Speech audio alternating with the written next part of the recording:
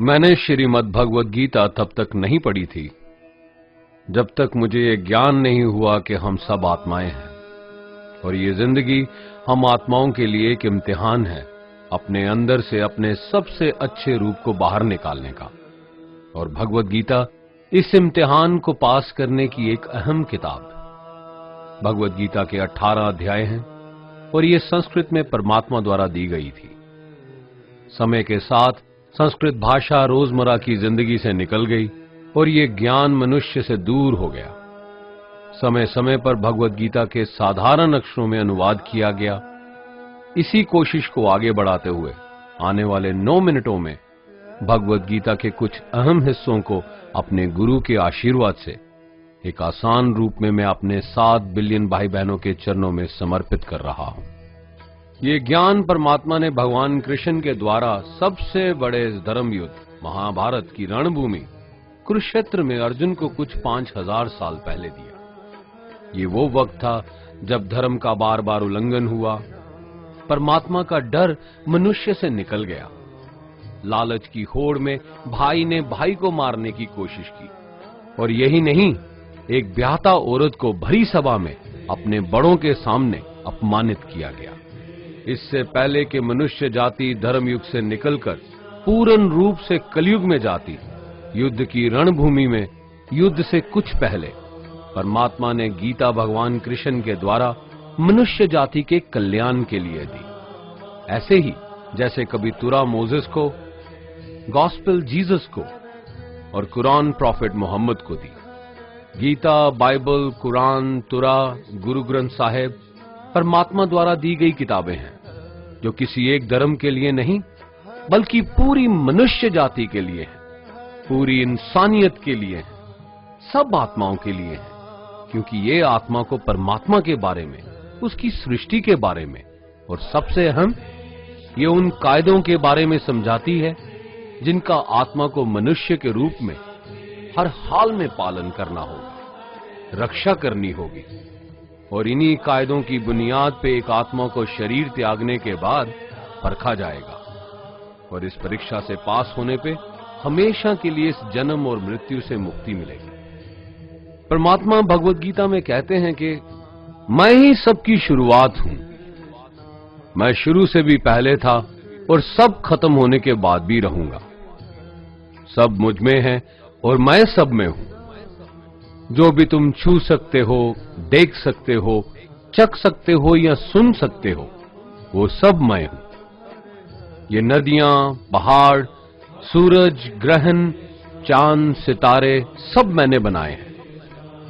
मैंने ही भगवान, शैतान, राक्षस और इंसान बनाए। मैं सर्वव्यापी हूं, सब में रहता हूं, सब में मैं हूं, मैं ही हूं।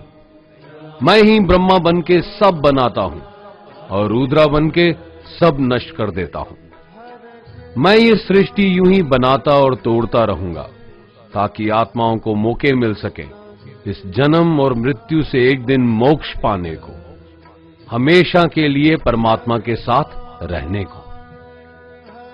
भगवद गीता कहती है कि इस सबसे बड़ी परीक्षा के लिए परमात्मा ने प्रकृति का निर्माण 5 तत्व हवा, अग्नि, जल, पृथ्वी और ईथर से किया, जिन्हें हम छू के, चख के, सूंघ के, देख के समझ सकते हैं। पर खुद परमात्मा इन 5 इंद्रियों की समझ से बाहर है। उन्हें आत्मा इन इंद्रियों से नहीं जान सकती। आत्मा 5 इंद्रियों के साथ वैसे ही है जैसे एक लोहे का रोबोट जिसे अपने बनाने वाले का कोई पता नहीं। अर्जुन को भी परमात्मा का विराट रूप देखने के लिए भगवान कृष्ण ने दिव्य नेत्र दिए।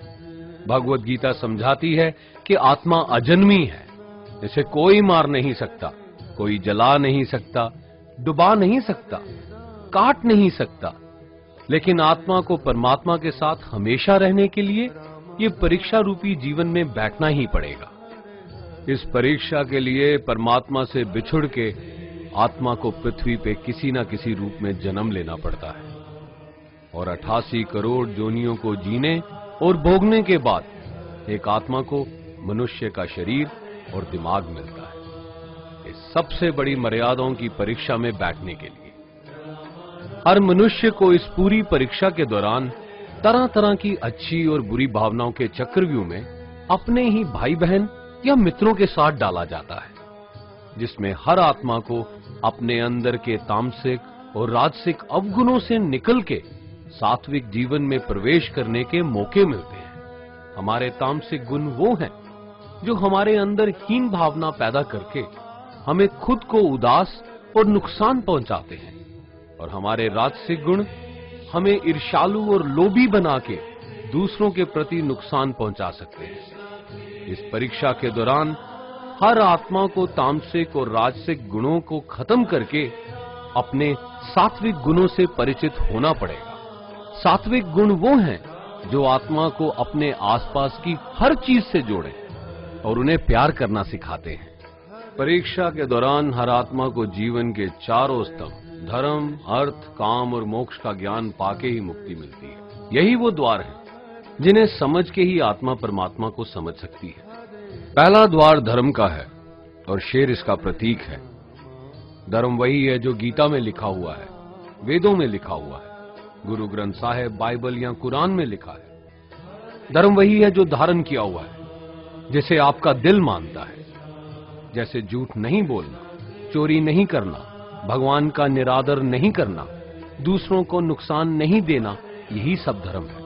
और हर आत्मा को अपने जीवन काल में हर समय धर्म का पालन करना होगा और उसकी रक्षा करनी होगी। दूसरा द्वार अर्थ का है और घोड़ा इसका प्रतीक है। हर आत्मा अपने हर जीवन काल में अपने पृथ्वी पे होने का अर्थ या मूल कारण समझेगी। इस जिंदगी में भोगने वाली चीजें और रिश्तों का आनंद लेगी। अच्छा बेटा या अच्छी बेटी, अच्छा भाई या अच्छी बहन, अच्छा पति या अच्छी पत्नी बनके हर दुनियावी रिश्ते पर खरी उतरेगी और इस परीक्षा को पास करेगी। तीसरा द्वार काम का है। भगवत गीता समझाती है कि हर मनुष्य के अंदर काम, क्रोध, लोभ, मोह, अहंकार और ईर्ष्या जैसी 6 भावनाएं हमें अपने और दूसरों के प्रति नुकसान पहुंचा सकती हैं। इन भावनाओं को हर मनुष्य को हमेशा अपने नियंत्रण में रखना होगा, क्योंकि इनके बहाव में किया हुआ कोई भी काम हमारे जीवन भर की परेशानी का कारण बन सकता है।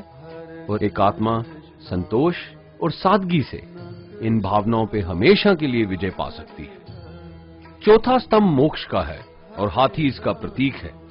इस परीक्षा रूपी जीवन में हर मनुष्य हर समय कुछ इच्छाएं रखता है। कुछ इच्छाएं एक ही जन्म काल में पूरी हो जाती हैं, पर कुछ अधूरी रह जाती हैं और उनके पूरा होने के लिए आत्मा को वापस पृथ्वी पे आना पड़ता है। भगवत गीता समझाती है कि हमारी इच्छाएं ही मूल कारण हैं हमारे पृथ्वी पे वापस आने का, और अगर हम कोई भी इच्छा ना रखें तो हम इस जीवन और मृत्यु से मुक्त हो सकते हैं। ये द्वार माफी का भी है। जिन्होंने आपके साथ बुरा किया उनको माफ करके और जिनसे आपने बुरा किया उनसे माफी मांग के मुक्ति पाई जा सकती है। जब तक आत्मा इन चारों दरवाजों धर्म, अर्थ, काम और मोक्ष को समझ नहीं लेती, तब तक आत्मा को बार बार इस मनुष्य रूप में आना ही पड़ेगा। परीक्षा का समय खत्म होते ही आत्मा शरीर और अन्य सब वस्तुओं का त्याग कर देती है। जो भी संसार में रहकर बनाया वो अब किसी और का होगा, और आत्मा अपने कर्मों के फैसले के लिए चली जाती है। आत्मा के अच्छे बुरे कर्मों का हिसाब होता है। अपने अच्छे कर्मों के लिए आत्मा कुछ वक्त के लिए स्वर्ग और दुष्कर्मों के लिए नरक पे चले जाती है। नरक में आत्मा को अपने पापों के अनुकूल सजाएं मिलती हैं, पर सजा खत्म होने के बाद आत्मा को फिर से एक नया शरीर और नया दिमाग मिलता है इस परीक्षा में फिर से बैठने के लिए।